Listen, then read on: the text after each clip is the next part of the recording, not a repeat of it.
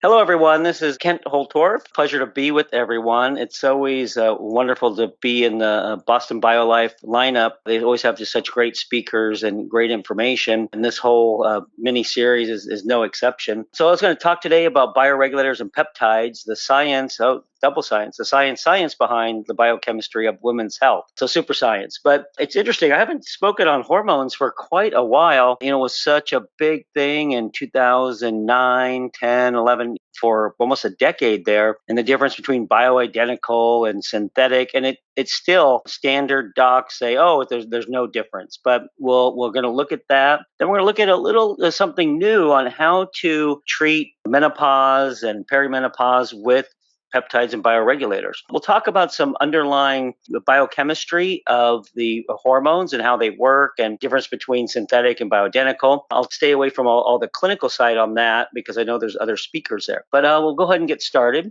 So hormone optimization, restoring levels to more youthful levels, slows aging. You want to live better longer, right? So that health span versus just lifespan. And then what's the difference between bioidentical versus the synthetic? So we'll talk about that. And then we'll end with basically augmenting, optimizing, and replacing using, instead of the hormones, using peptides and bioregulators, which will stimulate the hormones. And it's kind of some very interesting, kind of some cool stuff. And you can use them together, again, separate. So hormone optimization, prevention of age-related diseases, including all these diseases of aging. Everyone is just, we're one of the worst countries, if we are the worst country in chronic illness. Like, what's going on? It's certainly multifactorial, but hormone optimization as well as peptides and bioregulators can really help quell that such high incidence of chronic disease. Want to certainly improve quality of life and again, live longer, but live better longer. So here's a graph that I did in 2009, showing that when estrogen drops, it actually is dropping faster now in women. Women are going into menopause sooner, perimenopause, PMS, all those things. So this graph should be progesterone drops significantly faster than the estrogen. So you tend to be in that perimenopause period, which is generally, 10 years before menopause, low progesterone. So you're low estrogen, but lower progesterone. So you're actually estrogen dominant, but low estrogen. So really the key during that time, and it's very highly variable with the estrogen, so it's up and down, so it's somewhat difficult to replace the estrogen. But so the core thing to do is replace the progesterone, which will show not only improved, the sense of well-being and depression and mood, but also reduction in risk of cancer, chronic illness. So progesterone is key. When the difference between progesterone and progestins, you want to give as much progesterone as you can, and you want to give as least or no progestins, and we'll talk about why that is. And so you can see how it drops pretty precipitously in terms of the estrogen and progesterone, where testosterone and growth hormone, those things are more of a straight line, steady state.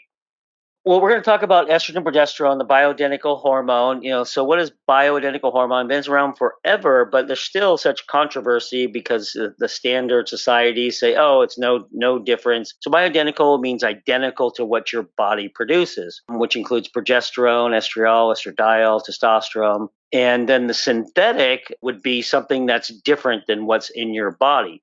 Now, the bioidenticals are typically synthesized. So it's like, well, how could that be? So when they say natural hormones, what does that mean? Oftentimes that the bioidentical they're synthetic, but they're not natural, but they're bioidentical. Where the synthetics, some are natural in terms of like the Premarin, which is horse estrogen, but they're not bioidentical because they're not in a human.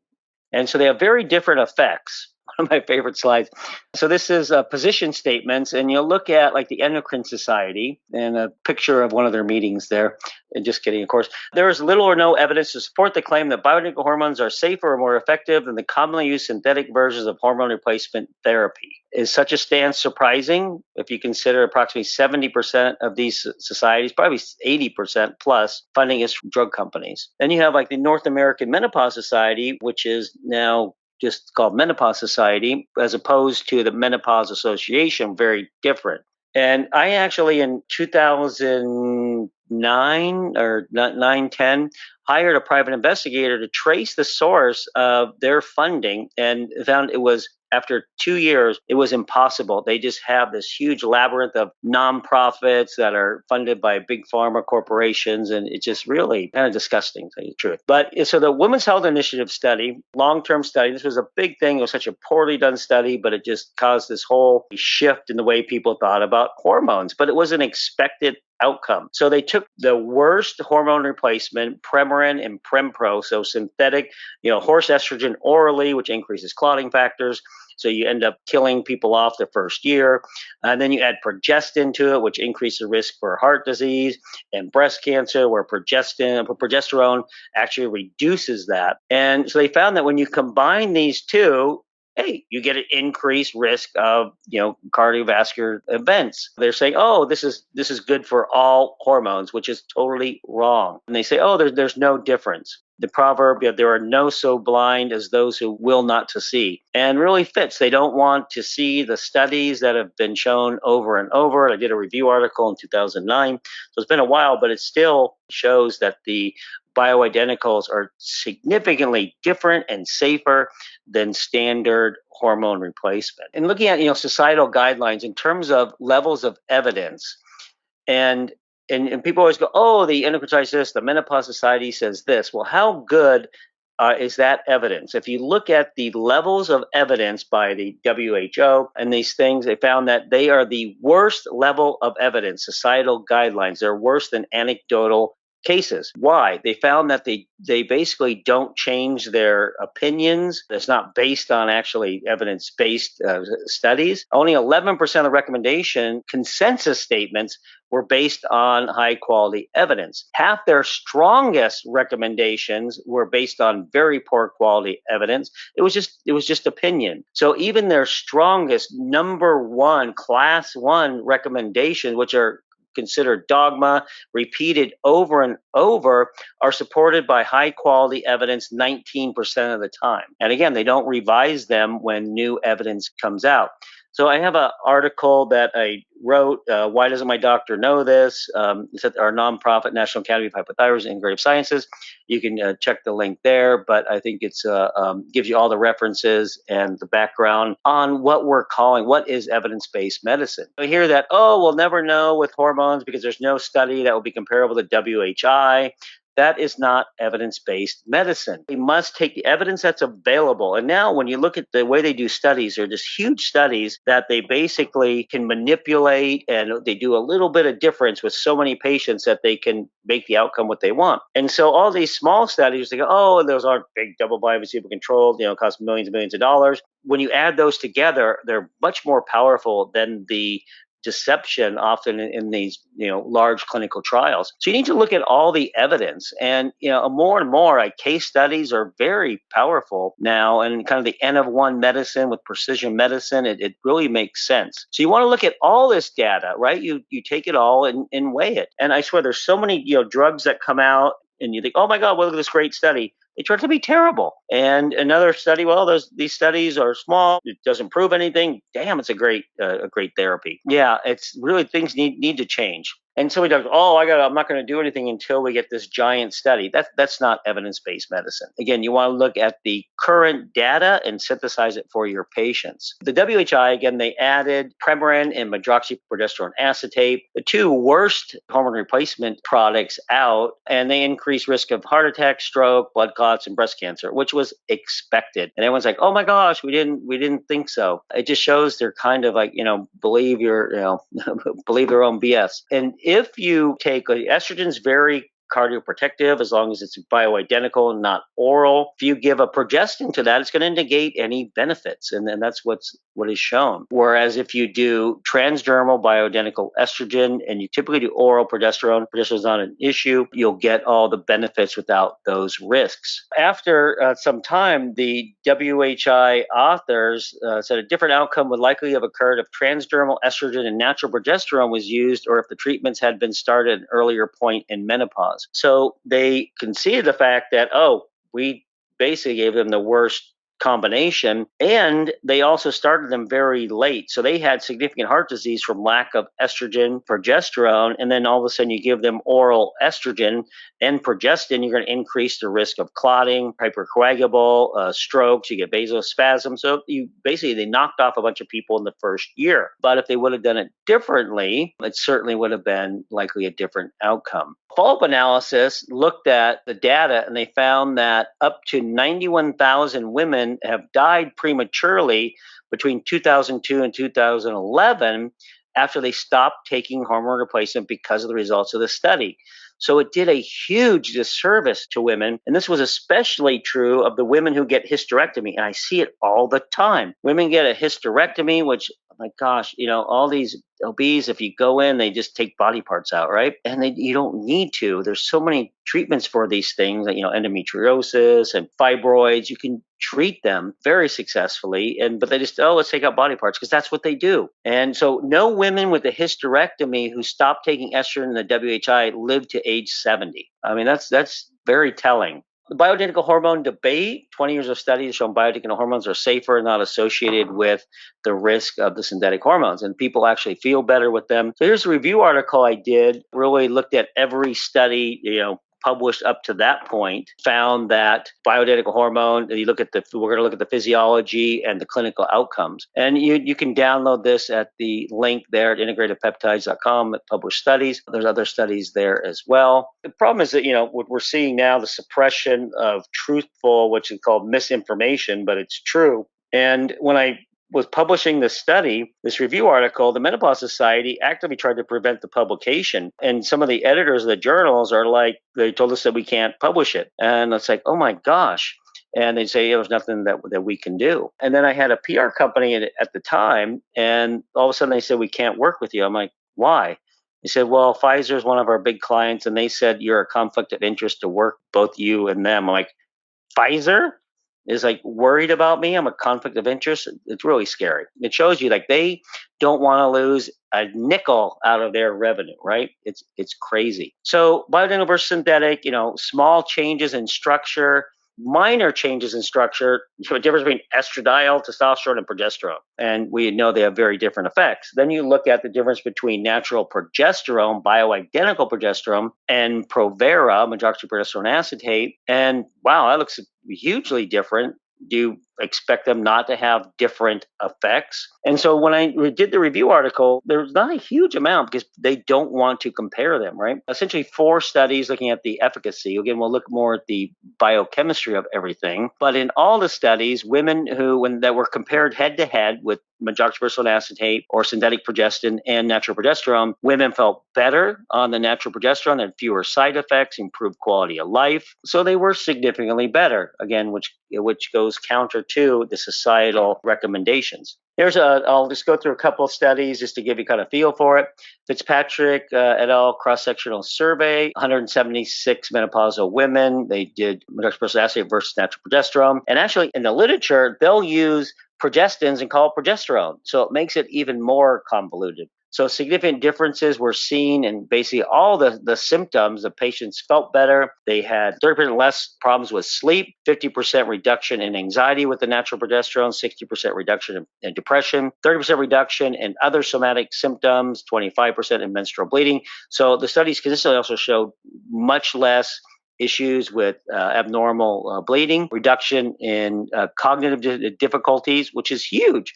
And normally you think, estrogen should improve the brain, but when they're synthetic, it's increasing inflammation, increasing the risk for strokes and small vessel dementia, all those things. 30% improvement in sexual function, and 65% of women felt the combination progesterone was better than the synthetic. Another study here, they compared hormone replacement with the progestin or progesterone. This is smaller, but 23 plus menopausal women found to have more negative somatic effects, including, again, less vaginal bleeding, breast tenderness.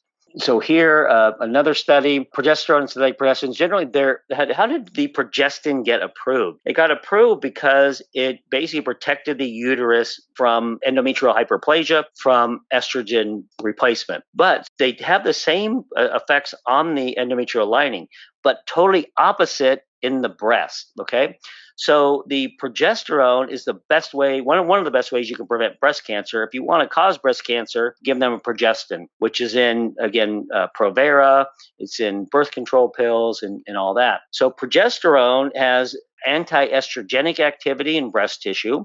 It also downregulates the estrogen receptor alpha, which is the one that stimulates cell division, so stimulates cell growth and potentially cancer. It induces breast cell apoptosis. So if the cells start going crazy, they self-destruct, diminishes the breast cell mitotic activity, so they're not just dividing and dividing. It arrests human breast cancer cells in G1 phase, and also increase the intracellular conversion to the less potent estrogens. Where you get progestins bind to the estrogen receptors in breast tissue display, they actually are estrogenic. It's the opposite. And they increase estrogen-stimulated mitotic activity, so they just let it go crazy and stimulate it. And they increase the conversion of the weaker estrogens into the stronger, more potent activating estrogens on the breast tissue. And they also promote the formation of genotoxic estrogens. And also they will stimulate the conversion of estrone, which basically is kind of like the menopause estrogen, which is much more of a estrogen alpha agonist instead of beta, which like estriol is. Estradiol is basically 50-50, so it's neutral, but estrone is more cancer promoting, and it basically stimulates the production of that. So basically, progesterone is going to be very anti-proliferative, reduce the risk of breast cancer, where the synthetic progestins are exactly the opposite. And there's many studies showing that. So Association of Hormone Replacement Incidence of Breast Cancer, where 80,000 postmenopausal women was investigated for more than 8 years, compared with women who had never used any hormone replacement. Women who used estrogen only had no significant increase in breast cancer. If a synthetic progestin was used with the estrogen, the risk of breast cancer was 70% higher. Women who used progesterone, they had significantly lower risk of breast cancer. So completely opposite. And this is the Peptides trial. 50,000 postmenopausal women. It found the risk of breast cancer significantly increased if synthetic progestins were used. Again, this is the same review, and reduced if progesterone. A study by Chang, they looked at women prior to breast surgery, double-blind placebo-controlled. They were given placebo, estrogen, transdermal progesterone, or estrogen, transdermal progesterone for 10 to 13 days before breast surgery. The estrogen increased the cell proliferation by 230%. So again, it activates all those cells and they start dividing. Progesterone reduced those by 400%. And again, when progesterone was given with the estradiol, there's no increase of the proliferation. So totally eliminated risk of breast cancer. So again, that's showing the data a different way. And then in this study, they looked at a prospective epidemiological study, oral progesterone against breast cancer, 1,083 women treated for infertility. They were followed for 13 to 33 years. The premenopausal risk for breast cancer was 5.4 times higher in women who had low progesterone levels compared to those who had normal levels. And that's what, with women that you see in your clinic, and so many women have low progesterone, and that drops faster. And so you want to give progesterone. Anyone with anxiety and PMS, it's low progesterone. And you want to give progesterone that second half of the cycle. And not only are you going to make them feel better, you're going to dramatically, according to this study, 5-fold reduction in the risk of breast cancer. There were 10 times as many deaths from cancer in the low progesterone group compared to those in the normal progesterone group. So it's crazy. It's like there's so many things that all we have to do is give, XYZ and give progesterone to women, going to dramatically reduce their risk of breast cancer, cardiovascular disease, and chronic illness. Same thing with the numerous peptides and hormone replacement, proper hormone replacement. There's so many great things coming out now for anti-aging medicine and longevity. So women also with low progesterone have significantly worse breast cancer survival rates if they do get breast cancer. PEC study, they looked at third trimester progesterone levels in the maternal risk of breast cancer. So women, when they were pregnant, dramatic reduction in the risk of breast cancer because the progesterone levels go super high. I mean, they just multiply, and their estriol level also goes way up. So another prevention. Those with the lowest quartile, so the lowest quarter versus those in the highest quarter, had a 50% reduction in the incidence of breast cancer. Associated was stronger for cancers diagnosed before the age of 50. And estriol, so people often do the biased or triest. I would not do triest because estrone is, you don't want more estrone. The estriol is a estrogen beta receptor agonist, so it's more dominant. So it's going to basically suppress the activation of the cells that would normally occur with estrogen receptor alpha, where again, estradiol is 50-50, so it does both. So it essentially is a cancer-preventing estrogen. So estradiol equally activates both, where estriol is a selective beta receptor agonist. And so it will actually compete with estradiol for the receptor. So the problem is with that 80-20 that was with Jonathan Wright study and showed, that's natural. It was totally wrong.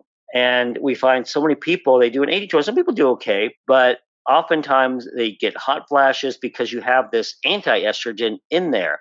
If you give it by itself, it actually is a estrogenic substance. But when now you're competing with the estradiol, a lot of women there just don't feel well. They're basically hot flashes, and you keep going up, but it keeps giving you more estriol. And so the 80-20 is, and it's not physiologic. And even though I love Jonathan Wright, but this study was totally incorrect. But we find that 50-50 actually works pretty well. It works much better than the 80-20. We could also give you all the protocols for that. Again, with cardiovascular risk in terms of the WHI, again, the outcome was not surprising, where the synthetic progestins, and even increasing coronary artery spasm with synthetic progestins, where estrogen will dilate the vessels.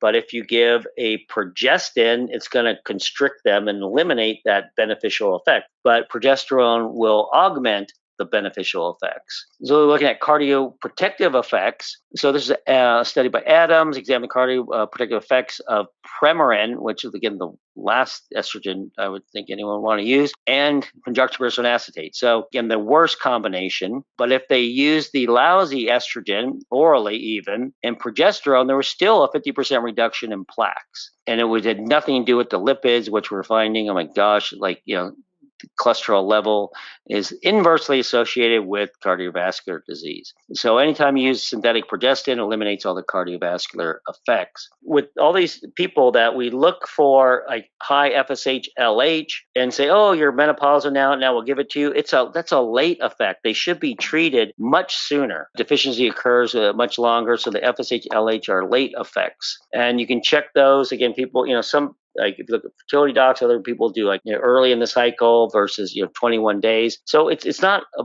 perfect cookie cutter assessment, but you can totally tell by symptoms, and we'll look at those real quick. Low estrogen level associated with aging. In a study, they had doctors guessing women's age. I don't know if I want to be doing that. And then they looked at their real age and their estrogen level, and they found that women who had the lowest levels of estrogen looked 16 years older than those with the highest levels of estrogen.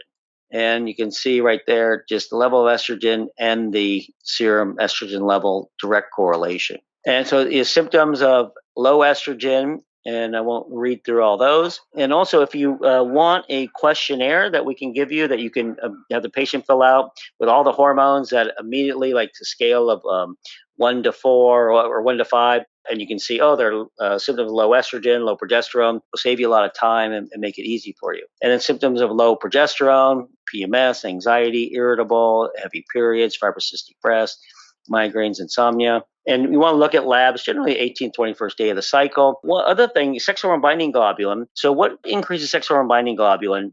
2.5 things. So the level of estrogen in the liver, the level of thyroid in the liver, and sometimes inflammation. Normally, really, SHBG should be above 80. If it's low, they're either low estrogen and or low thyroid. Now, if they're on oral estrogen, just, basically first pass effect, it goes way up, which is not good. But you want to see SHBG really above 70, but above 80. And if they are low, they're either low estrogen, low thyroid, or both. And also you want to check the estradiol level. in the luteal phase, and FSH or LH, again, greater than 8 or 10. If LH is greater than FSH, start thinking PCOS. And oral estrogen, again, don't even bioidentical. Oral estrogen is going to increase clotting factors, binding proteins. So we'll get into peptides and bioregulators. So what are peptides? So basically, they're like proteins, chains of amino acids, but generally less than 40 to 50, depends who you ask. They become a peptide. If they're bigger than that, they're proteins. And then bioregulators are a subset of peptides that are 2 to 4 amino acids in length. So they both have very vital roles, or natural in your body, and they serve. We think of kind of like symphony of hormones controlling the body. But above that are peptides, and above that are bioregulators that are fine-tuned and are much more tissue specific. And so really the therapeutic potential is huge. And the difference between a peptide and a bioregulator, again, a bioregulator is a short peptide, 2 to 4 amino acids, by definition, because it works differently. So the peptides generally work on the cell surface. They have pleiotropic effects, so multiple effects, kind of like a supplement, but more potent. And they have secondary messengers that affect numerous metabolic processes in the cell. Bioregulators, actually, again, 2 to 4 amino acids, very small, orally bioavailable as long as they are capped, acetylated, and amidated. The body will acetylate and amidate a peptide or a protein that is important so it doesn't get broken down in the gut. So you want to make sure any peptides that you do orally are acetylated and amidated and even injectable, because the half-life is dramatically better, sometimes up to 60 times the half-life. And that's what the body normally does. The majority of peptides in the body are capped, acetylated, and amidated. So they go into the cell and then into the cell nucleus, bind to repressors or activators of genes. So they're very epigenetic. So they turn on healthy genes, anti-aging genes, anti-inflammatory genes, and suppress the sickness genes. Here it's showing they're very tissue specific. So there's currently, officially, with the capsaicin peptides, like 21. We've found probably about 35 now, currently available or will be available. And you see, like the brain bioregulator works on the cerebral cortex. Pineal is actually not a pineal bioregulator, but a subcortical. Pineal works the pineal, liver on the liver. So there is some crossover, but much less than most anything else. And where do these things come from? So it was really during the Cold War with the Soviet Union. They found that their submariners, their cosmonauts, and their high-speed test pilots were aging so fast. And they're like, what's going on? These guys are falling apart. So they basically went to the military hospital, which is being run by Cavison and Pavlov, as in Pavlov's dog. It was the one who came with the study with the Pavlov's dog, but they're both KGB, and they went to them and say, you shall fix this, or, what's going to happen to you? And so they must have done something. I must have done previous work with it. And then I reading more about Pavlov. We have someone who's Russian looking through all the studies, which is interesting. And there's thousands of studies on this stuff, thousands. But most of them are in Russian, so you got to translate them, but there are more and more coming out. So what they found was that using fetal calf pineal gland and thymus dramatically reversed their aging. Okay, so this wasn't, basically they found, oh my gosh, it's so much better, but it was a military secret. So only gave it to the military and the Olympic team. The Olympic team did pretty well during that time, right? And totally orally bioavailable.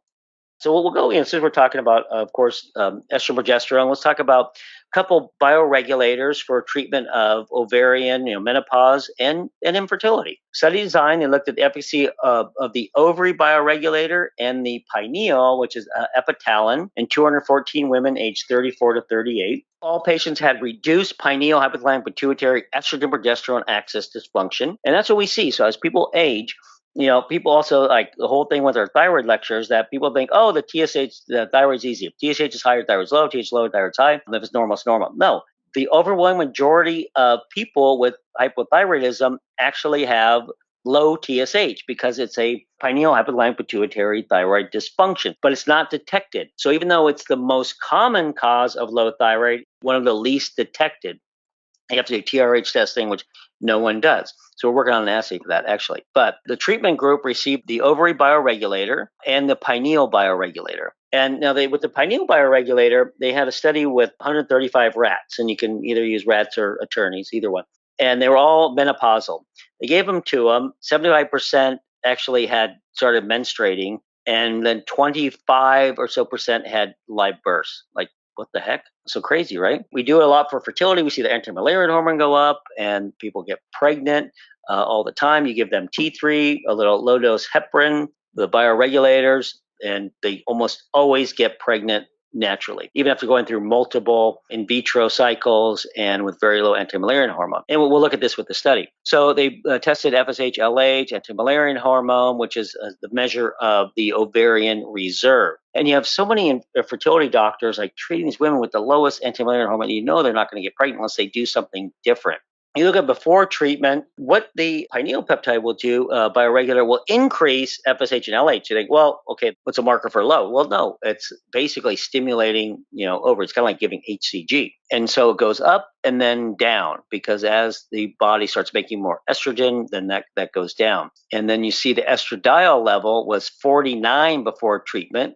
And so this is giving, again, the axis, bioregulators, the pineal and ovarian. And estrogen went from 49 to 243 and 249. Anti-Müllerian hormone, again, this wasn't a huge increase, but we see much more in our practice. And they had significantly increased follicle development. And so looking at the different hormones, so you can see the FSH, how it kind of goes up and then down. And the estradiol really is the big thing, and the anti-Müllerian hormone, the difference there. And then looking at, so all these women were women who had fertility issues and trying to get pregnant. So increased number of antral follicles, 56%, and then 98% after 4 months. And then increased anti-Müllerian hormone, 68%. And then the ones who got pregnant, after 4 to 6 months, 71%. And then after 6 to 8 months, an additional 13%. Again, they were doing all these fertility treatments, not getting pregnant. After the 6 to 8 months, 84% had a successful pregnancy and birth where they previously could not with the treatment. So you can see the graphs there.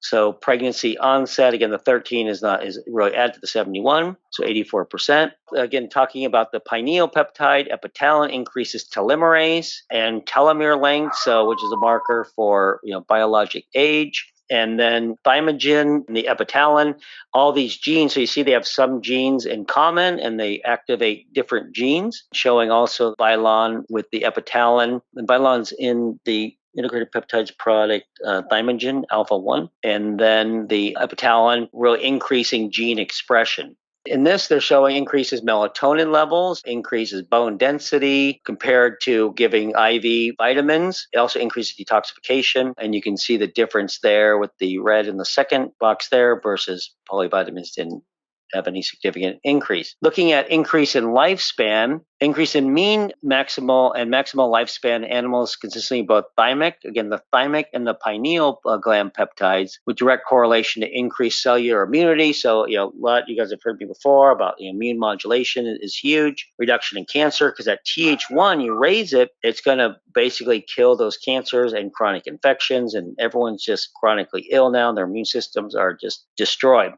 And so, here's just female mice carrying the breast cancer gene received the pineal bioregulator epitalin 5 times per week. The percent of mice that developed breast cancer was 3.7 times higher in the control, so 73 reduction in the treatment group. Also, it decelerated the rate of aging of the reproductive system, with only 8% of age mice having irregular menstrual cycles versus 52% of the controls. Here's looking at cardiovascular disease by giving the combination of the epitalin and the thymosin bioregulators, where 41% mortality was lowered to 17 in patients 60 to 74 years old. And then older patients, and they actually went, that was 12 years, and then they only had a 6-year study with older patients, and they found that, again, the blue is the thymus, and the red is the epitalin, and then the combination is the pink. So from 77% in the 6 years, 41% to 28% compared with the combination. So we'll talk really quickly about thyroid axis bioregulators. We're very excited using this versus the thyroid bioregulator is great, but the thyroid axis bioregulator even better. So extracted from thyroid glands of young animals, stabilizes thyroid function. And if you have low thyroid, it raises it. If you have high thyroid, it lowers it. Also, the thyroid bioregulator will not do anything for Hashimoto's, but the thyroid axis bioregulator will. Also reduces nodules, It improves the pineal hypothalamic pituitary thyroid axis, as we talked about, prevents stem cell aging, activates telomerase, improves cholesterol levels, and trying to improve physical performance, endurance, cognitive function, mood disorders, quality of life, survival rates, cancer rates. So this study, again, not huge, but 25 patients, primary hypothyroidism, including 11 men, 14 women. And the patients, both groups, complained of fatigue, poor endurance, drowsiness, memory impairment, frequent headaches, dizziness, increased incidence of angina. So the low thyroid and with heart disease. The control group was prescribed the conventional T4 therapy for 3 months, and where the primary group received the thyroid bioregulator in addition. So they had biochemical testing. Compared to the control group receiving the T4 therapy, those receiving the thyroid bioregulator noted improvement in clinical manifestation of the disease in 78% of cases, and most significant effect was observed in persons in the older group with thyroid atrophy. After 20 days of only 20 days, the thyroid bioregulator group noted increased working capacity and endurance, decreased frequency, intensity of headaches, and decreased chest pain. So after treatment with T4, again, it raised their T4 and T3 levels, the low normal range, but not significantly different. It was 60% below the lowest level of normal. On the other hand, the addition of the bioregulator resulted in a 300% increase in the T3 from baseline, 40% increase over T4 replacement alone. So with T4 levels doubling and 60% higher, kind of convoluted there, but much higher levels if you give the thyroid bioregulator. So after stopping therapy, the T4 and T3 levels in the bioregulator group remain normal for 3 to 4 months. So it shows it changes gene activity, right? You can see before treatment, T3 was 24. After, with conventional treatment, 72 on T3, and then 102 with the bioregulator. T4 was 3, and then went to 4.2, and then 6.8 if you had the bioregulator. So you can see the graphs of that. So the third column is combination. The second column is just the T4. So let's talk about autoimmune. And I mentioned that the thyroid axis bioregulator is one available from integrated peptides. And otherwise, you can kind of combine the ones from like Nature's Marvel, which are also available integrated peptides. But you can get them elsewhere as well. And you combine all those, but they're all together in one with additional thyroid bioregulators that are unknown in the general literature. Treatment of autoimmune thyroiditis with thyroid versus, again, the thyroid axis bioregulator. So 4-month study, if they looked at thyroid versus giving it thyroid axis bioregulator. Group 1, 89 patients, so a little larger. They got 50 micrograms of T4. The 42 got the thyroid bioregulator, and 87 received the thyroid axis bioregulator. Okay, so 3 groups. And study results here. So before treatment, you can see, we'll look at the ultrasound here where the thyroid axis bioregulators improved the ultrasound where the thyroid bioregulator did not. We'll look at the T4 before treatment, 0.85, the standard group, 0.92, but higher in both the thyroid bioregulator and even higher in the thyroid axis bioregulator. And then TSH, 8, and then went to 7 with thyroid treatment, but with the thyroid bioregulator to 4, and again, about the same, but the thyroid axis bioregulator. But the big difference is the antithyroid globulin and the anti-TPO, where it went from, before 87 and 371, which didn't really change with the thyroid bioregulator, but the thyroid axis went to 18 and 29. So significant difference. And here's the graphs on there, and you can see that on that 4th column, dramatic reduction. And then here's just a rat study that I'll just kind of glance over, but showed significant improvement in energy. And I think that's it.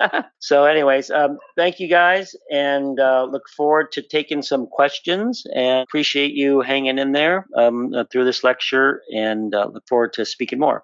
Thanks so much. And thank you, Joe and Mike.